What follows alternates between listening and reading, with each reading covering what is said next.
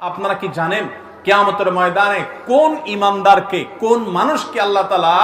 কোন হিসাব করে বিনিময় দিবেন না, বিনা হিসাবে দিবেন, যে হিসাব নিকাশ নাই, বিনা হিসাবে ঢেলে দিবেন আল্লাহ তাআলা কাকে জানেন? একমাত্র ব্যক্তি সবরকারী, যে অসুখে সবর করেছে, বিপদ আপদে সবর করেছে,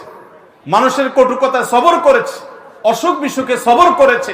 মুসিবতে সবর করেছে, ধৈর্যের পাহাড় হয়েছে, ধৈর্য ধারণ করেছে, সবর করে ঢোক গিলেছে, সবর করে নিজেকে নিয়ন্ত্রণ করেছে, কোনো কষ্টে হাহুতাশ করে নাই, নাশকরি করে নাই, আল্লাহর কুফরি করে নাই, গালিগালাজ করে নাই, মুখ খারাপ করে নাই, ভাঙচুর করে নাই, নিজেকে নিয়ন্ত্রণ করতে পারছে, ধৈর্য ধারণ করতে পারছে, ধৈর্যের ঢোক গিলতে পারছে যে ব্যক্তি, এই ব্যক্তি সম্পর্কে আল্লাহ বলেছেন ইন্নামা ইউওয়াফাস সাবিরুনা আজরাহুম বিগাইরি হিসাব।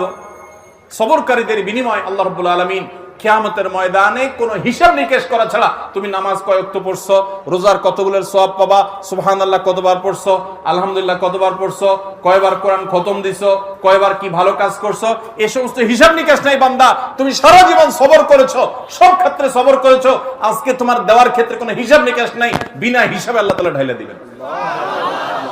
সবর করবো তো ইনশাআল্লাহ।